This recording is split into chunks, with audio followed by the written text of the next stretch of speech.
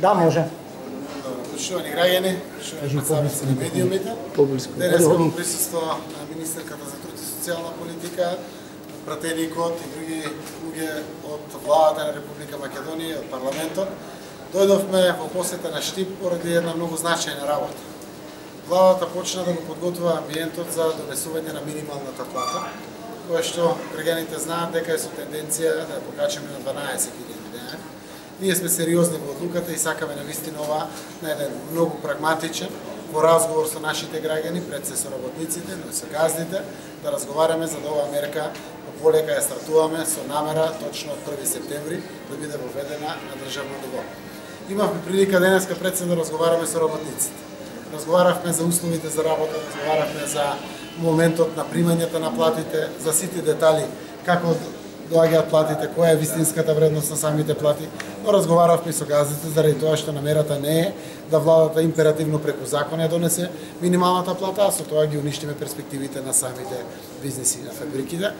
Гледаме дека има услови за воведување на ваква мерка, ќе продолжат консултациите се до донесувањето на законското решение и на неговото имплементирање, но она што е важно при една ваква мерка е дека покачувањето на минималната плата на 12.000 денари ја отвара спиралата на покачување на севкупните плати во Република Македонија. Секако, првиот таргет е текстилната и кожарската индустрија, како најниско платени индустрии, со цел на вистина владата на еден внимателен начин, преку буџетски пари, за кои што определивме 1,5 милион евра годишно, месечно, да ги уследиме стопанството за ние една мала рака не дозволиме одредени дисторзии да се случат во нивното работење. Покрај тоа, владата веќе најавува еден пакет еднаквост на странските и домашните компании, кој што значи директно пакетно ослободување од персонален данок, од данок на добивка, за се она што значи гринфилд инвестиции, а во скоро време, најверојатно до крајот на август и почетокот на септември, ќе објавиме менија за нови гринфилд инвестиции кои што ќе значат пред се работни места. Генерално, верувам дека ќе ја вратиме среќата и животот во Македонија ако се грижиме за нашите граѓани, а нашите граѓани се пред се работниците, но секако и останатиот дел кој што работи во приватното стопанство. Ќе има напредок во Македонија ако приватниот сектор расте напред. Но ќе има и среќа и напредок во Македонија ако бидат среќни работниците во државата. Во тој дух, јас сум убеден дека оваа мерка ќе ги даде веднаш резултатите и навистина ќе се вратам денеска во Скопје со сериозна подршка од работниците кои што ги ја дават на новата влада и на аспирациите на воведување на вакви мерки од социјален аспект кои што ќе го подобрат животот на граѓаните. Разговаравме и за многу други детали. Конфекциите кои што денеска ги посетивме има добри услови за работа. Работниците работат по 8 часа, кога има дополнително работно време, тие во заемен договор со газдите го договараат и тоа им се плаќа. Тоа се моменти кога треба се испорача робата, да се стигне на време камионот да тргне, за да може да стигне до нивните купувачи кои што сакат да ги одржат. И тоа е во ред. Апелирам да се даде малку подолг годишен одмор на работниците. По законот сите има 21 ден или како следува согласно стажот. Секако дел од работниците си земат дел од годишен одмор и во текот на годината, но во текот на летото само една недела годишен одмор е малку. Треба да овозможат во разбирање со работниците и организирање на смените, да не трпи производството, да ги пуштат работените.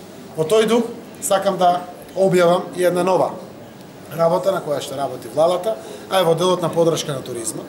Знаете дека досегашната влада субвенционираше странски туристи од Холандија, од секаде. Ние ќе продолжиме со таквите мерки. Тоа го поддржува туризмот. Но ќе воведеме една нова мерка, која што ќе значи директно подршка за одмор на најниско платените работници во Македонија. Тоа е пак текстилот и кожарската индустрија. Државата ќе финансира бетен брекфаст, тоа е спиење и доручек, за најниско платените 35.000 граѓани, каде што ќе можат дополнително да овозможат продолжување на сезоните во туристичките капацитети широм Македонија, а при тоа бенефит да добијат оние што навистина земат најмала плата заради тоа што работат во најниско доходовните дејности. Верувам на тој начин ќе помогнеме и на бизнисите, но директната помош оди кај вработените. Она кој што сакам да го сублимирам, владата е насочена кон работниците. Доаѓам од капитал секторот, но треба да знаеме, профитот на газдите го носат работниците. Дај да ги помогнеме, работниците ќе бидат попродуктивни за газдите, а граѓаните ќе бидат среќни и така цела Македонија би требало да биде задоволена.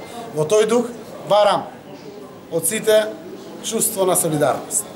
можеби дел од профит ќе треба да се сподели повеќе со работниците. Државата е тука да помогне. Но оваа мерка, верувајте, треба да ги дигне генерално сите плати во Македонија. Народот ако има пари, парите се трошат, тоа значи поголем пласман на производството, на сите наши домашни компании, а тоа значи и поубава хармонија и посреќен живот и перспективи за нас. На тој начин ќе ги задржиме и младите, ќе останат овде да формираат своји семејства. Ве молам и вас медиумите да ги следите ваквите тенденции, да бидете критични кон нас, кога заслужуваме и правиме промашај, но и да знаете да ги поддржите позитивните аспекти кои што дават резултат. Благодарам. Господин премиер, да ве прашам дали ќе одговорите на повикот на опозицијата да го декласифицирате договорот за добрососедски односи со Бугарија и како коментирате изјавата на министерката за надворешни работи на Бугарија Захариева? Еве вака, значи договорот од Бугарија отвара сериозни перспективи. Договорот со Бугарија отвара сериозни перспективи за Република Македонија. Во самиот договор Македонија има сериозни придобивки. Договорот ќе биде склучен и конечен кога ќе го ратификува парламентот. Се претходно е процедура која што тера. Прва дел на процедурата беше затворена с комисија за надворешни работи при парламентот, заради тоа што така е по Виенска конвенција. Нешто што не е потпишано, треба внатрешно затворено да се дискутира. Поминуваме последна фаза на дискусија во владата. Кога ќе се случи договорот, согласно сите сугестии што ги добиваме од експертската јавност, од парламентот, од владата, ќе се надевам ќе дојде до склучување на договор. Тоа зависи од двете страни, ние нашите позиции ги градиме.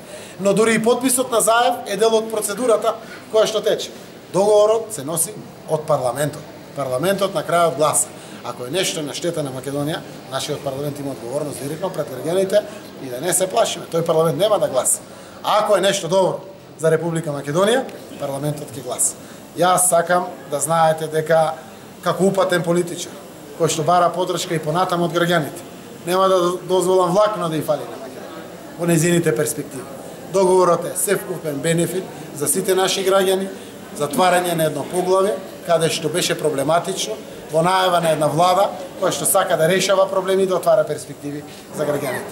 Јас сум радосен што седевме и власта и опозицијата, и македонци, и албанци, и турци, и роми, сите заедно дебатираме за нешто што е од национален интерес. Тоа е само по себе придобивка. Се надевам и сите ќе го поддржиме, гледајќи од аспектот дали чашата е полуполна или е полупразна. Ајде да почнеме да гледаме чашата полуполна.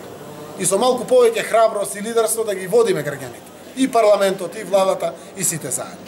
Од тој аспект, ако ги гледаме работите, чувајќи го нашето национално посебност, нашиот идентитет, нашето чувство дека сме ние различни од сите, затоа сме македонци или граѓани на Република Македонија. Со храбри чекори да ги отвориме перспективите на генерациите сегашни и тие што доаѓаат после нас. Премиер Заев, дали ќе ги примите родителите на децата со посебни потреби од 5 до 12? Исто така тие се револтирани бидејќи претходно имале средба со Министерката за труд и социјална политика, на која што од договореното ништо не е реализирано. Еве ќе ви дадам министерката, ќе ви даде одговор, па јас. Добар ден на сите и од мене, почитувани. Почитувани граѓани, почитувани представници на медиумите. Иницијативата 5 за 12 е партнер на Министерство за труд и социјална политика, а беше партнер и претходно кога ја креиравме програмата. Јас сум во дневна комуникација со нив, јас пред да дојдам во Штип бев токму да ги посетам во кампот. Поразговарав и со лидерите, но и со сите други кои што беа присутни таму. Она кое што го разговаравме и кое што јас го дадов како изјава пред токму еден месец е преточено во законски текст и тоа е фактичка состојба. Текстот е јавно објавен, доставен и до нив, тие се членови на работната група. Тука е важно да знаете дека ние секој ден работиме за унапредување на правата на лицата со попреченост. Зошто? Во моментот се гради центар за поддршка на дечиња со Даунов синдром. Во моментов предвидуваме во законот персонална асистенција, што досега во Закон за социјална заштита никогаш не била предвиден. Ние не можеме утре да имаме персонални асистенти ако немаме законски основ и ако ние навистина немаме стандарди и протоколи по однос на персонална асистенција. Навистина сметаме дека и она мерка која што ми ја нудиме во законот сега, тоа да посебниот додаток преминува во додаток за туѓа нега директно, без да поднесуваат барање, а исто и посебниот додаток го отстрануваме како бариера да секоја година мора да поднесуваат соодветна документација. Сето тоа е олеснување на родителите. Дополнително со Министерството за здравство комуницираме да конзилиарното мислење за туѓа нега се укине. Со тоа се штедат средства на секое семејство, но исто така шетање од институција во институција. Навистина сметам дека многу направивме во овој месец и тие се партнери, секој ден сме во комуникација и навистина не гледам пречки да понатаму тоа не остане така и да направиме најдобри промени во интерес на децата и лицата со повреđeност. Министерки, околу стратегијата за бегалци имаше критики овие денови, ден 2, веројатно читавте. Македонија ќе приме 150.000 до 200.000 бегалци, така натаму се информациите кои што се вифигуваат. Ве молиме да објасните што всушност е тоа. Македонија се декларираше и останува на ставот дека е транзит земја по делот на мигрантите кои што си течат, така се има рута по која што се течат тие. Многу е важно да знаете дека Македонија ратификувала Конвенцијата за заштита на бегалци во 1994 година. 2007 и 2010 имаме промена на Законот за здравствено осигурување и социјална заштита, со што се регулираат правата на бегалците во Македонија, оние кои што се баратели на азил. Исто така, во 2009 година е донесена првата национална стратегија за заштита на бегалците и остварување на нивни права, кои што се однесува на домување, интеграција, образование на бегалците, значи тоа е стратегија 2009-2015 година.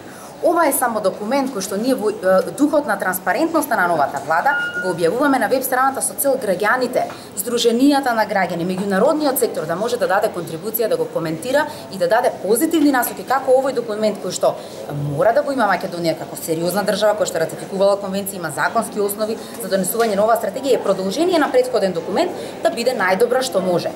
Секако, значи никакво вклучување и обезбедување на домување на 150.000 мигранти нема во овој момент и ве молам, ние целосно стоиме позади тој документ дека тоа е само стратешка позиција на Македонија по делот на мигранти кои што мора да има обезбедени права согласно меѓународни документи.